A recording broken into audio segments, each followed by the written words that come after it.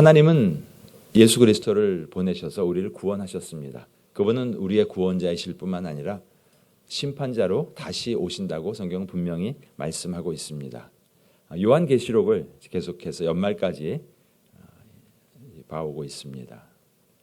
1장부터 마지막 22장까지 이 내용 중에서 지금 우리는 두 번째 환상에 나와 있는 내용, 하늘 천상의 예배, 그 예배 가운데서 이제 인을 떼시는 예수님, 세상을 심판하시는 예수님에 대한 내용을 함께 보고 있습니다. 앞에 나눴던 말씀 중 요약해 보면요, 요한계시록 2장서부터 3장에 이 일곱 교회를 통해서 이 지상에 있는 완전하지 못한 교회들의 모습, 그러나 그들을 주님께서 바라보시고 모든 것을 아시고 심판하신다고 말씀하시는 그 주님, 이것과 대비해서 4장과 5장의 천상의 완전한 예배, 천상에 있는 완전한 교회의 모습을 보여주시는데, 4장에서는 창조주 하나님에 대해서, 5장에서는 구속하시는 심판자로 나오시는 우리 주 예수 그리스도에 대한 예배를, 그리고 예수님께서 그 심판의 인을 떼기 시작하면서 일곱인, 일곱 나팔, 일곱 대접에 대한 심판으로 연결되어 가고 있습니다. 오늘은 8장과 9장에 나와 있는 일곱 나팔 심판에 대한 내용을 좀 함께 보도록 하겠습니다. 가끔 이렇게 사이렌이 울리죠. 화재 경보가 울리죠. 그럴 경우 여러분 어떻게 하십니까? 사이렌 소리가 좀 별로 안 좋다. 혹시 그러십니까? 군대를 다녀오신 분들은 아마 이런 소리를 들으신 적이 있으실 겁니다.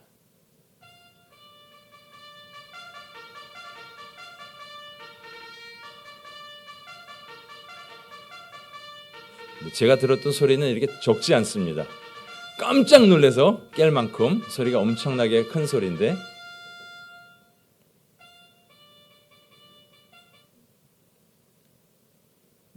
군대에서는 이렇게 금방 끝나지 않습니다.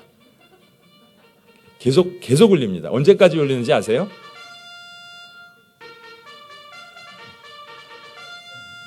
예, 됐습니다. 예. 이 나팔 소리를 들으시면서 여러분 어떤 생각을 하십니까? 아마 이 중에 이런 생각을 하시는 분이 계실지 모르겠습니다. 실력이 저게 뭐야? 내가 부르면 훨씬 더 잘 부를 텐데. 음정도 안 맞고 속도도 안 맞고 나팔이 안 되겠네? 또 아니면 새벽부터 누가 저렇게 시끄럽게 나팔을 불어? 세 번째, 나팔보다는 하프로 연주하면 더 소리가 아름답지 않을까? 그런 생각. 그다음에 네 번째, 보통 저 나팔 소리는 아무리 짧아도 10분입니다. 나팔 소리가 언제 그치는지 아십니까? 다 일어나서 연병장에 집합해서 다 서 있을 때 나팔은 그때 그치게 되어 있습니다. 1번, 2번, 3번, 4번. 나의 반응은 무엇입니까? 이렇게 반응하면 잘못 반응하는 거죠. 이 나팔 소리에 대한 우리의 반응은 즉각 일어나서 연병장으로 뛰어간다. 생각하면요, 다칩니다. 생각하면 죽습니다. 왜 저렇게 나팔을 못 불지 하고 침대에 그냥 누워 있으면 어떻게 되죠? 그날 하루 종일 얼차례에 매맞고 군대 생활이 힘들구나 하는 것을 경험하게 됩니다. 때로는 앰뷸런스 소리가, 경찰 패트롤카 소리가, 백고동 소리가, 기차의 경적 소리가 우리를 깜짝 놀라게 해서 이게 도대체 뭐야 하고 우리가 뒷걸음질 치죠. 그렇게 놀랍게 소리를 내는 이유가 무엇입니까? 위험하니까, 우리를 살리기 위해서 조심해라, 비켜라, 다친다 하는 그 경고의 메시지로 우리에게 주고 계시다는 사실을 우리 기억하여야 하겠습니다. 나팔 소리가 우리가 묵상할 수 있는 소리가 아니라는 것. 묵상하다가 죽습니다. 나팔 소리가 들리면 우리는 바로 반응해야 되는 것을 여러분 기억하시기를 주님의 이름으로 축복합니다. 세상을 심판하시는 하나님께서 이제 마지막 인을 떼면서 나팔의 심판으로 하나하나씩 구체적인 심판이 내려지고 8장 1절을 보면 잠시 고요한 시간이 흘러갑니다. 왜 잠시 고요한 시간이 있을까요? 일곱째 인을 떼실 때 하늘이 반 시간쯤 고요하더니 새벽에 이 나팔 소리를 듣게 되면요, 다른 어떤 소리에 방해되지 않고 못 들었는데요, 이러면 귀가 먹은 거죠. 군대에서 기상나팔 소리를 못 듣고 못 들었는데 하고 잠을 자면 그건 문제가 심각한 사람입니다.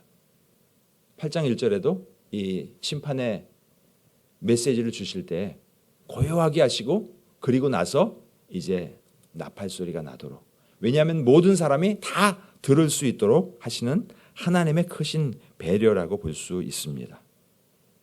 이제 이 천사들이 7천사가 7나팔을 받아서 나팔을 하나씩 하나씩 불 때마다 하나님께서 계획하신 심판이 하나씩 아주 무서운 심판이, 처음 인을 뗄 때와 어떤 자연재해를 넘어서는 아주 무서운 심판이 하나씩 펼쳐져 나가고 있습니다. 구원자이신 예수 그리스도, 그분께서 이제는 심판주로 사명을 감당하십니다. 요한복음 5장 22절 같이 한번 읽겠습니다.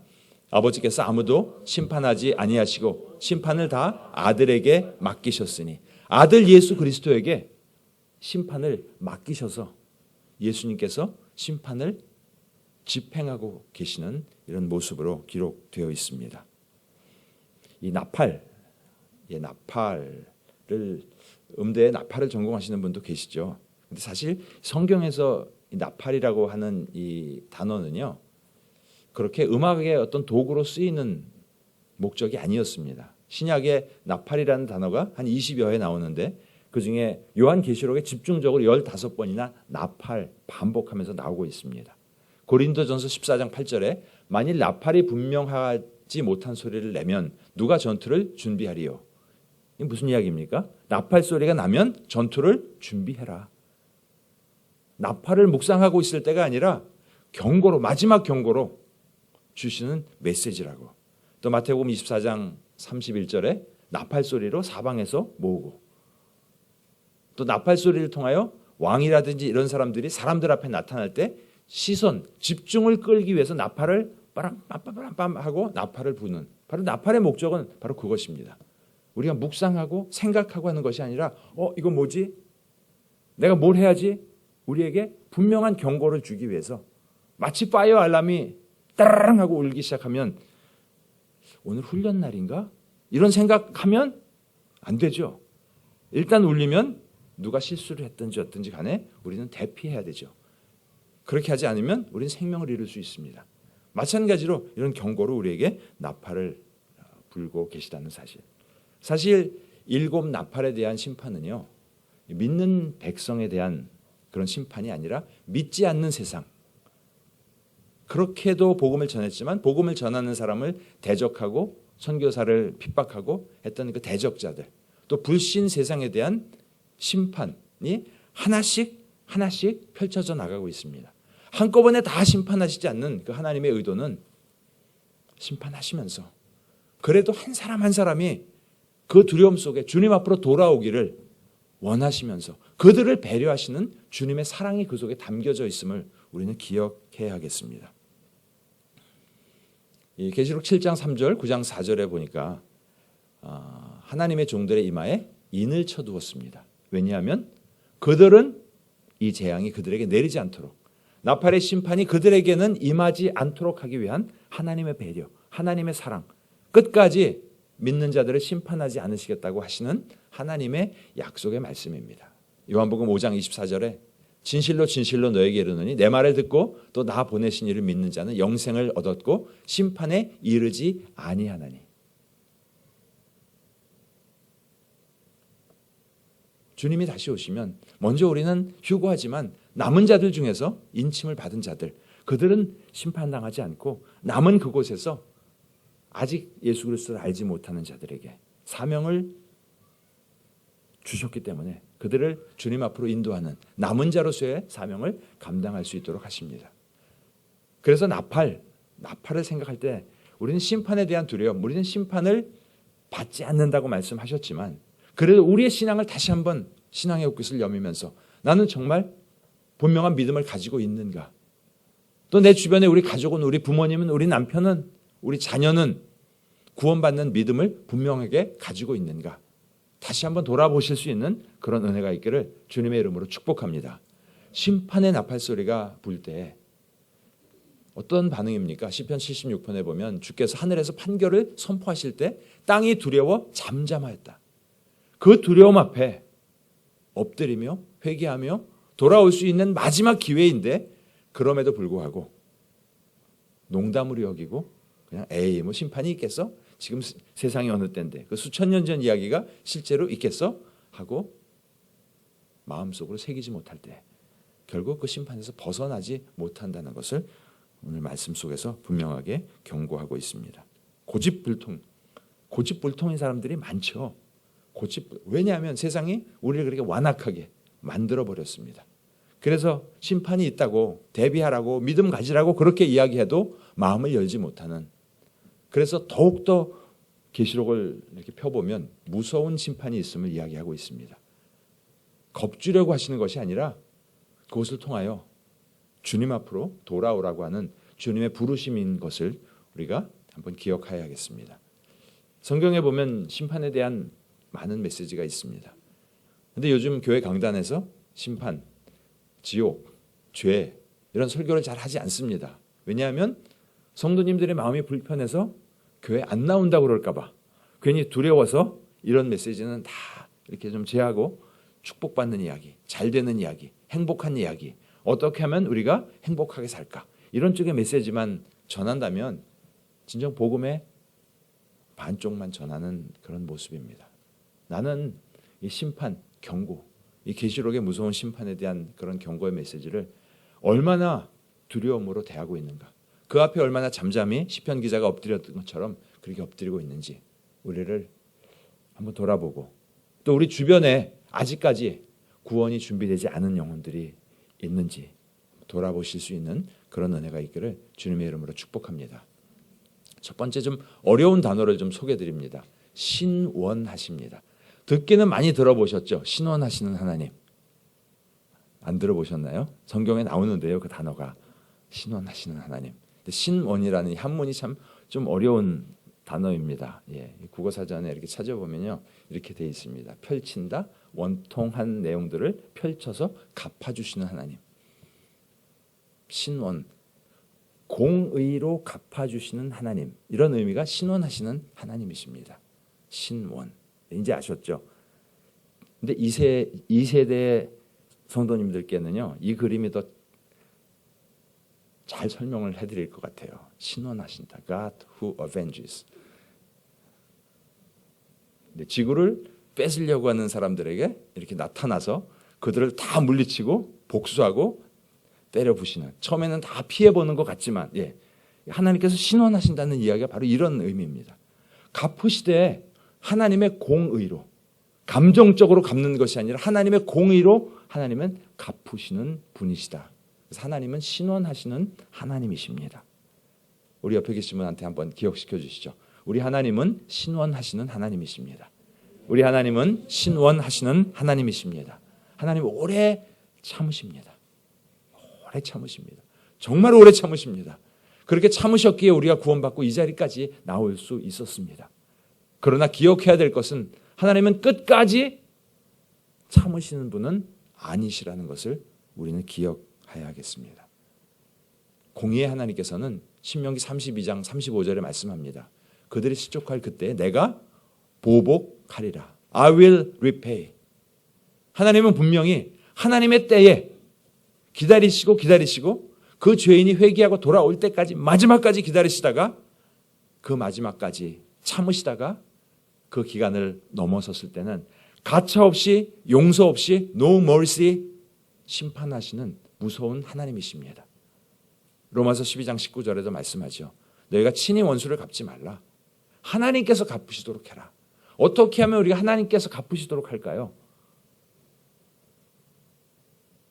왜 가끔 그러시잖아요. 누가 좀 저기 하면 저한테 와서 막 일르시잖아요. 막 목사님, 안무개가 이래갖고요. 제가 신앙생활하기 힘들어요 하고 저한테 막 일르시잖아요.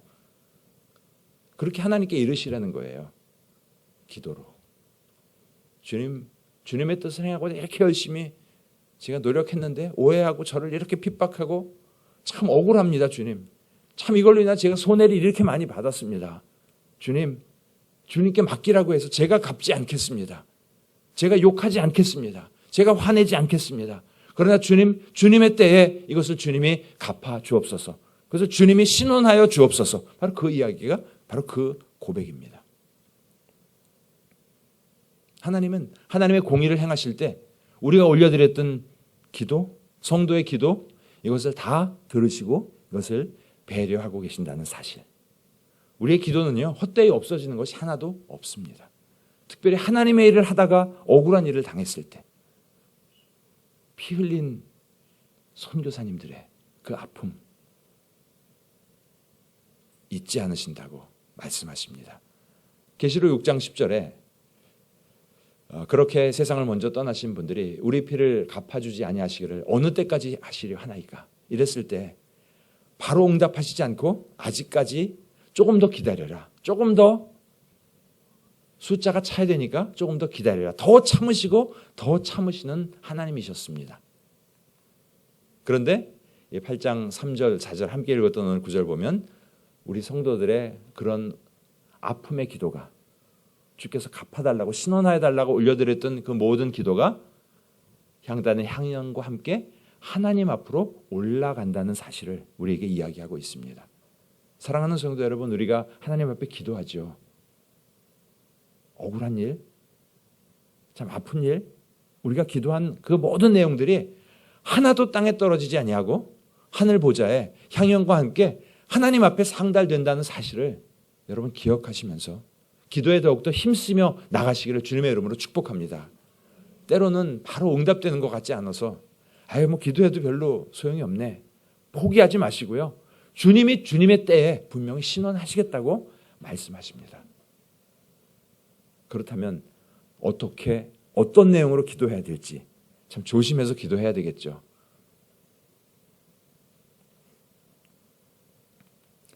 시편 기자가 이렇게 고백합니다. 여호와여 복수하시는 하나님이여 복수하시는 하나님의 빛을 비추어 주소서. 교만한 자들에게 마땅한 벌을 주소서. 교만한 자들을 죽여주옵소서라고 기도하지 않잖아요. 마땅한 벌을 주소서. 내가 갚지 아니하고 주님께 맡기고 있는 이 기도를 통하여 하나님은 신원하십니다. 누가복음 18장 7절에서도 택하신 자들의 원한을 풀어주지 아니하시겠느냐. 사도행전 9장은 사울을 부르시는 장면입니다. 다메섹 도상에서 우리 주님을 만났을 때 사울이 묻습니다. Who are you? 당신은 누구십니까? 그랬을 때 우리 예수님께서 대답하신 답이죠. 나는 내가 박해하는 예수라. 사울은 예수 그리스도를 직접 만난 적이 없었습니다. 즉 직접 박해한 적이 없었습니다. 그럼에도 불구하고 예수님께서 나는 내가 박해하는 예수라 라는 그 고백 속에는 내가 성도들을 힘들게 한 것, 그건 나를 힘들게 한 것이야. 내가 성도를 죽인 것, 그것은 나에게 행한 것이야. 세상 속에서 우리가 당하는 성도로서 하나님의 자녀로서 세상 속에서 살 때 우리가 당한 아픔들, 손해본 것들, 우리 주님은 내가 당한 것이라고 친히 말씀하고 계십니다. 오래 참으시지만 끝까지 참지 아니하시는 우리 주님께서 모든 것을 기억하시고 특별히 우리 기도를 들으시고 신원하시는 하나님이심을 기억하시면서 특별히 요즘 어려운 일들 많죠. 길거리 다닐 때도 괜히 조심스럽고 그리스도인으로 산다는 것이 직장 속에서는 참 두렵습니다. 내가 괜히 이 얘기했다가 손해볼 것 같고 그러나 그렇게 이야기하시고 손해보십시오. 신원해 주시는 주님을 바라보시면서 내가 조금 손해봐도 한 영혼이 구원받는다면 하나님 나라 차원에서 볼 때는 얼마나 하나님이 기뻐하실 일입니까? 신원해 주시는, 기억해 주시는, 기도를 들으시는 우리 하나님이심을 여러분 기억하며 나가시기를 주님의 이름으로 축복합니다. 두 번째는 그 신원하시는 하나님께서 이제 더 나아가서 구체적으로 심판하신다고. 아주 무서운 심판이 함께 읽었던 내용들을 보면 땅의 3분의 1이 없어지면 어떻게 됩니까? 지구상에 조그만 땅덩어리 하나 그렇게 작년 9월에 인도네시아에서 그렇게 땅이 없어졌을 때도 수천 명이 땅속에 온 세계가 함께 울고 우리도 함께 울고 그곳에 교회를 세우고 하여튼 여러 가지 많은 일을 하고 있지만 그 작은 일 가운데도 그렇게 세상이 난리가 나는데 이 무서운 심판자이신 용서 없는 가차 없는 심판이 나팔 하나하나 뗄 때마다 일어나고 있습니다. 대개의 일곱 나팔, 일곱 대접을 이렇게 보게 되면요. 앞에 4개는 좀 약하게, 뒤에 2개는 강하게, 마지막 거 하나에는 그 다음 심판과 같이 연결되는 4 더하기 2 더하기 1 같은 형태로 이렇게 좀 진행이 되어 있는데요. 특별히 나팔 심판에 보면 1나팔, 2나팔, 3나팔, 4나팔이 이렇게 불어질 때 3분의 1이 불에 탔다면, 3분의 1이 파괴가 됐다면, 3분의 1이 오염됐다면, 3분의 1이 어둠 속에 묻힌다면 이건 전 세계적인 끔찍한 그런 상황입니다. 이제 더 이상 살 수 없구나, 살 소망이 없구나, 지구의 종말이 다가왔구나 이렇게 느낄 수 있는 그런 상황인데도 불구하고 8장 13절의 마지막에 어떻게 이야기합니까? 아직도 화가 남아있다. 3번의 화가 더 남아있다. 더 끔찍한 일이 더 벌어질 것이다. 왜 그렇게 경고하시죠? 그냥 화를 내리시지 않고 아직도 구원받아야 되는 백성들이 있기 때문에 배려하시며 기다리시는, 마지막까지 기다리시는, 그러나 끝까지 기다리시지는 아니하시는 우리 주님의 마음, 그 속에 담겨져 있습니다. 더 심한 심판이 내려질 것을 말씀하시고 단계를 내려가면 내려갈수록 심판이 점점 더 심해지고 6번째 나팔이 불었을 때 인류의 3분의 1이 죽는, 세계전쟁을 통해서 전체 세계 인구의 몇 퍼센트가 사망했는지, 6.25 전쟁을 통해서 몇 퍼센트가 사망을 했는지 이 퍼센테이지로 내보면 그렇게 많은 숫자가 아니거든요. 그런데도 불구하고 전 세계가 뒤집어지고 엄청 아파하고 오랜 기간 동안 그랬는데 3분의 1이 죽는다고 생각해 보면 모든 가족에 장래가 있는 거죠. 그런 무서운 심판. 그런데 문제는요, 이러한 놀라운 심판 앞에 사람들의 반응입니다. 얼마나 그들이 완고하고 완악해져 있는지. 20절, 이 재앙에 죽지 않고 남은 사람들은 회개하지 않는다고. 어떻게 그 놀라운 일 앞에서도 보통 이렇게 천둥이 치고 벼락이 빠방 내리면 주님, 제가 혹시 뭐 잘못한 거 있나요? 제가 혹시 회개할 거 있나요? 우리가 이래야지 정상이죠. 이게 정상적인 모습입니다. 천둥이 쳐도 벼락이 내려도 하나도 안 무서워요. 그게 용감한 게 아니고 마음이 완고해졌다는 사실. 또 21절에도 살인과 복술과 음행과 도둑질을 회개하지 아니하더라. 왜 이렇게 회개를 못할까? 왜 이렇게 두려움이 없을까? 세상 신이 그렇게 만들었다고 말씀합니다. 고린도후서 4장 3절 4절 같이 한번 읽겠습니다. 만일 우리의 복음이 가리었으면 망하는 자들에게 가리어진 것이라. 그중에 이 세상의 신이 믿지 아니하는 자들의 마음을 혼미하게 하여 그리스도의 영광의 복음의 광채가 비치지 못하게 함이니 그리스도는 하나님의 형상이니라. 그러한 상태에서도 회개하지 못하고 주님을 알지 못하는 이유는 바로 영적인 문제라고 이야기합니다. 그가 무지해서가 아니고요, 영적으로 가리워졌기 때문에, 사단이 덮어버렸기 때문에. 그래서 특별히 믿지 않는 영혼들을 위해서 우리가 기도하면서 그들이 이 하나님의 심판이 있음을 알고 주님 앞에 돌아올 수 있도록 우리도 영적으로 그것을 깨트리면서 기도하며 나가야 되는 사명이 우리 먼저 구원받은 자들에게 있다는 사실을 여러분 기억하며 나가실 수 있기를 주님의 이름으로 축복합니다. 기도 외에는 아마 더 큰 세상의 종말적인 사인이 온다 하더라도 사람들이 다 회개하며 돌아오지 않는다고 예고하고 있습니다. 기도하지 않으면, 영적으로 덮어졌기 때문에.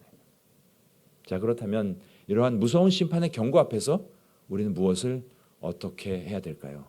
한 3가지를 좀 적용할 내용들을 보고 함께 기도하고 하는 시간을 갖기 원합니다.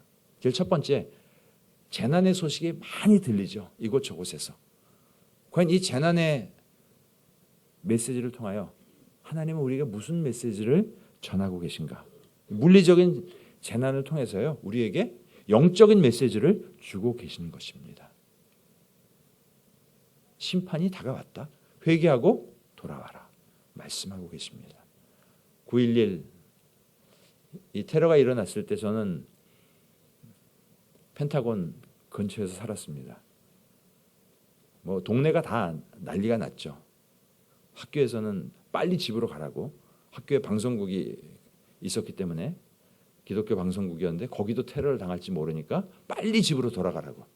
그리고 학교에서 주는 연락 기다리고 일단 수업은 다 취소되고 각자 집에서 기도하고 교회에서 학교에도 모이지 말라고 이렇게 이야기했습니다.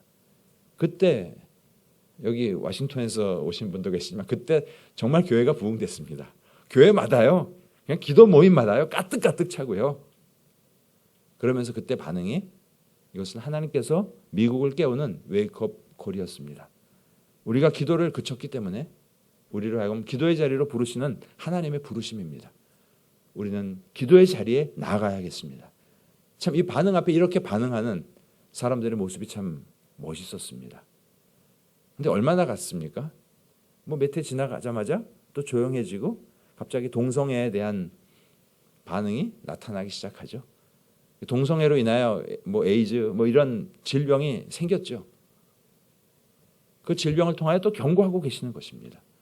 하나님의 말씀에 입각한 가정이 세워지지 않는다면 이렇게 또 심판한다. 하나님 왜 이런 어려움이 왔습니까? 우리 묻기 전에요. 먼저 주님 앞에 엎드려서 잘못한 것을 회개하며 돌아오라고. 지금 사이렌이 울리면 이게 무슨 사이렌인가 묵상할 필요가 없이 일단 피해야 되잖아요. 재난의 경고를 통하여 영적으로 우리에게 메시지를 주고 계십니다. 돌아와라. 왜 꼭 이런 걸 통해서 메시지를 하셔야 되나요? 말을 오죽 안 들으면 하나님께서 이렇게 하시겠습니까? C.S. 루이스의 고통의 문제라는 책에서 이렇게 이야기하죠. God whispers to us in our pleasures. 우리가 아주 기쁨 가운데 있을 때 행복한 일 가운데서의 하나님의 음성은 그냥 뭐라고 얘기하시는지 그냥 속삭이는 소리로밖에 안 들려요.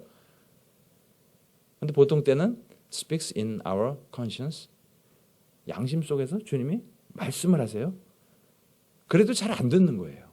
속삭이는 소리, 말하는 소리, 뭐 그냥 하나님의 음성인가 아닌가 뭐 이러고 있는데 왜 고통을 주시는가? 고통 속에서 하시는 말씀은 하나님은 분명히 똑같은 레벨로 말씀하셨습니다. 그런데 고통 속에서 들리는 하나님의 음성은 메가폰으로 외치는 소리처럼, 경고음처럼, 나팔 소리처럼, 파이어 알람처럼 그렇게 크게 들린다 말씀하고 있습니다. 그래서 우리에게 고통을 허락하시는 것이, 재난을 허락하시는 것이 누군가에게는 하나님의 은혜라는 사실을, 하나님의 메가폰으로서 고통은 혹독한 도구입니다. 그렇죠. 어찌 사랑의 하나님, 은혜의 하나님이 이렇게 혹독한 도구를 사용하실까? 그거를 묻기 전에 얼마나 말을 안 들으면 하나님 그렇게 하실 수밖에 없었을까를 거꾸로 생각해 봐야죠. 고통은 끝까지 회개하지 않는 반항으로 연결될 수 있습니다. 그러나 고통은 개심, 마음을 새롭게 바꿀 수 있는 유일한 기회를 악인에게 제공해 준다는 사실. 저도 종종 봅니다. 새벽 기도에 안 나오시던 분이 갑자기 나오시면 또 무슨 일이 있는 거야? 직장에서 무슨 일이 있나? 그렇게 해서라도 하나님 우리를 부르시고 계신다는 사실. 고난을 사용하셔서 우리가 하나님께 주목하지 않으니까 그것을 파이어 알람으로 사용하셔서 우리의 시선을 하나님께로 돌이키도록, 심판이 있음을 기억하면서 사는 삶을 사도록 우리를 그렇게, 우리의 시선을 다시금 그분에게 돌리시는 그런 하나님이십니다. 늘 평안하고 평탄하면요 훈련이 잘 안 됩니다. 폭풍이 마구 몰아치고 그럴 때 바로 그 폭풍 속에서 우리의 영적인 근육이 강해질 수 있다는 것을 여러분 기억하시면서 재난이 우리 앞에 돌아왔을 때 우리 신앙의 욕기를 다시 한번 여미고 내가 주님으로부터 멀리 떨어지진 않았으니까 다시금 돌아가실 수 있는 그런 은혜가 있기를 주님의 이름으로 축복합니다. 두 번째, 하나님은 사랑이시라는데 하나님 왜 심판하실까? 하나님이 심판을 즐겨 하시는 분이신가? 네, 지난주에 말씀드렸죠. 에레미야가 3장 33절에 하나님의 본심은 그게 아니라고 분명히 성경에서도 말씀하고 있습니다. 고난을 허락하신 하나님, 내가 생각하고 있는 것보다 하나님의 생각, 하나님의 길, 하나님의 방법이 탁월하고 높기 때문에 우리는 다 이해할 수 없습니다. 그러나 고난 속에서 우리를 하나님은 빚어가십니다. 히브리서 12장 5절부터 9절까지에는 징계에 대한 이야기가 나옵니다. 제가 초등학교 2학년 때 수업 끝나고 담임선생님께 교무실에 불려간 적이 있습니다. 제가 나름 그래도 공부를 못하지는 않았거든요. 왜 부르셨을까? 아이들 다 없고 선생님만 계시면서 회초리를 딱 들고 제 시험지를 책상 위에 딱 놓고 아주 그냥 눈을 쳐다보시면서 너 왜 정신 안 차려? 시험을 잘 본 것 같은데 왜 그러실까? 가봤더니 마지막 문제에 센티미터라는 단위를 안 썼다고. 그날 회초리를 엄청나게 맞고 앞으로는 마지막까지 잘하라고. 너는 잘할 수 있는데 왜 이렇게 마지막을 잘하지 못했느냐고. 그래서 저는 그 일이 있은 다음부터요. 시험지를 그냥 딱 풀면 바로 내지 않고요. 처음부터 끝까지 다시 한번 돌아봅니다. 제대로 했는지 검토하고 내는 습관이 생겼습니다. 그래서 그 이후로 점수를 더 잘 받게 되었습니다. 고난이 있었기 때문에, 징계가 있었기 때문에. 우리가 징계를 받아야 정신 차리잖아요. 아들이 잘못하면 지 인생인데 지가 알아서 살겠죠. 그럼 안 되죠. 고쳐서 바른 길로 갈 수 있도록. 그것이 부모의 사랑입니다. 그래서 심판, 어려움이 닥치면 내 생각으로 왜 그러셨을까? 괜히 너무 계산해 보시지 마십시오. 하나님이 뜻이 있으시겠구나. 겸손히 그 앞에 엎드리며 나가시기를 주님의 이름으로 축복합니다. 이 나팔 재앙들을 보면요. 하나님 왜 이렇게까지 하실까? 하나님이 만드신 피조 세계를 왜 이렇게 완전히 박살내실까? 우리로서는 이해가 잘 안 됐는데 계시록 저 뒤쪽에 보면 11장쯤 가니까 조금씩 그림이 풀려나갑니다. 일곱째 천사가 나팔을 불매, 즉 나팔이 마지막 나팔이 불릴 때 하늘에 큰 음성이 나서 이르되 세상 나라가 우리 주와 그의 그리스도의 나라가 되어 그가 세세토록 왕노릇하는 하나님의 하나님 되심이, 주님의 통치가 드러나는 일이 바로 심판을 통해서 나타나는 것. 이것이 심판의 목적입니다. 주님이 통치하신다. 주님의 나라다라는 것이 드러나도록. 심판하지 않으니까 자기 나라인 줄 알고 다 자기 멋대로 살거든요. 심판의 목적은 심판 그 자체가 아니라 우리 주님의 왕되심이 드러나는 것이 그것의 목적입니다. 즉 선한 목적으로 행하고 계신다는 것. 그 앞에 우리가 겸손히 나아가야겠습니다. 마지막으로 세 번째, 이 심판은 중단되지 않습니다. 언제까지요? 완전히 심판이 종료될 때까지. 그러면 고집 부리면 누구만 손해예요? 고집 부리면 결국 자기만 손해입니다. 자기만 죽는 것이고요. 한번 좀 정리를 해보면요. 일곱인, 일곱 나팔, 일곱 대접. 심판에 대한 내용이 계속 나와서 참 이렇게 읽을 때마다 좀 엉키고 좀 복잡하죠. 한번 그래서 나름대로 좀 정리를 한번 해봤습니다. 여섯 인, 1, 2, 3, 4, 5, 6. 그리고 일곱 번째 인을 뗄 때, 오늘 8장 1절에 인을 뗄 때, 그 다음에 일곱 나팔의 심판이 거기서 시작됩니다. 끝나고 거기서 시작되는 것이 그 안에서 심판이 있는 것입니다. 하나, 둘, 셋, 넷, 다섯, 여섯 번 나팔에 대한 심판이 나오고, 그리고 일곱째 나팔이 또 부러질 때, 그 다음에 뭐가 일어나죠? 일곱 대접의 심판이. 이것이 이제 앞으로 몇 주 후에 다시 보게 될 텐데, 이렇게 전체 일곱인의 심판 속에 나팔의 심판과 대접의 심판이 그 안에 들어가 있는 것입니다. 그러면 앞에 1번부터 6번까지 인을 뗄 때 일어나는 여러 가지 현상들, 그때는 신자와 불신자가 함께 있는 세상이 심판을 받기 때문에 우리도 삶 속에서 어려움을 겪고 있습니다. 어떻게 보면 우리가 지금 살고 있는 현실입니다. 죄에 대한 보응을 받고 있는 것입니다. 그러나 인을 6째 인을 띄고 7째 인을 띄면서 나팔의 심판이 내려질 때는 심판의 대상이 하나님을 대적했던 자들, 믿음 없는 사람들, 특수한 심판을 행하고 계시는 것입니다. 그래서 그때 휴거하지 않고 남아있는 자들은 인을 채워주셨기 때문에 그들이 심판의 대상에 들어가지 않는다라고 말씀하고 있습니다. 그래서 앞에는 죄에 대한 일반적인 심판, 특별히 이 나팔 6번째 나팔의 심판까지는 회개를 촉구하고 돌아오라고.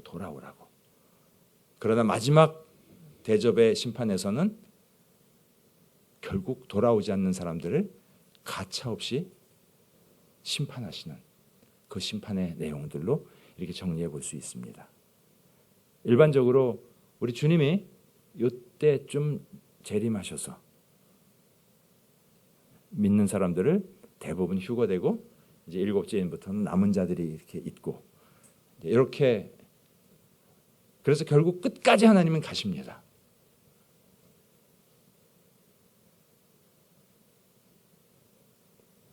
하나님 포기하지 아니하시고 끝까지 하나님의 계획을 이루어 가신다는 사실을 우리 기억한다면 늦게 돌아올수록 손해죠. 바보죠. 저렇게 경고를 반복해서 하고 계신데도 귀를 막고 듣지 않는. 그래서 나팔 소리로라도 더 크게 듣고 돌아오라고 배려하시고 사랑하시는 그 심판자이신 예수 그리스도 앞에 나오실 수 있기를, 또 아직 믿지 않는 자들을 그렇게 주님 앞으로 인도하실 수 있는 축복의 통로로 나아가시기를 주님의 이름으로 축복합니다. 정리해 보면 재난을 통한 메시지, 주님께 돌아오라고 하십니다. 심판, 하나님은 거룩한 목적으로 하나님의 통치가 드러나는 것을 위해서 심판하십니다. 그 앞에 겸손하라고 하십니다. 중단하시지 않는 그 심판 앞에 고집피지 말고 주님 앞에 나오라고 말씀하고 계십니다. 예수님은 우리들을 부르고 계십니다. 오래 참고 기다리시다가 또 중간중간 재난을 통하여 강력하게 부르고 계십니다. 또 고난 속에서 우리를 영적으로 단련시켜 주십니다. 주님의 뜻을 이루어 나갈 수 있는 저와 여러분 되시기를 주님의 이름으로 축복합니다. 고린도후서 6장 2절 같이 한번 읽겠습니다. 이르시되 내가 은혜 베풀 때에 내게서 듣고 구원의 날에 너를 도왔다 하셨으니 보라 지금은 은혜 받을 만한 때요 보라 지금은 구원의 날이로다. 아멘. 우리 환경이 어렵습니다. 그것은 바로 우리에게 구원받을 수 있는 그 은혜를, 또 구원을 전파할 수 있는 도구로 부르시는 그 은혜 가운데 우리가 있다는 것을 기억하며 나가시기를 주님의 이름으로 축복합니다. 우리 시간 함께 한번 기도하실 때 우리 주님은 신원하시는 주님이십니다. 그리스도인으로 살기 위해서 그동안 힘들었고 손해봤던 모든 것들 우리 주님 앞에 맡기며 나가시기를 바랍니다. 끝까지 우리 또 주님은 죄인들을 부르고 계십니다. 우리 주변에 아직 주님을 모르는 분들, 영적으로 가림막이 이렇게 덮여져 있기 때문에 그것을 깨트릴 수 있도록 우리가 그것을 위해서 기도해야 되겠습니다. 우리 앞에 어렵고 힘든 일이 생길 때 내 방법 고집피지 마시고요. 왜 생겼을까 원인 분석 다 하다 보면 이미 때가 늦을 수 있습니다. 먼저 주님 앞에 나아가서 엎드리며 주님 이것을 다스려 주옵소서. 또 순종하지 못한 부분들 회개하며 주님 앞에 나가는 그런 은혜가 있기를 주님의 이름으로 축복합니다. 우리 함께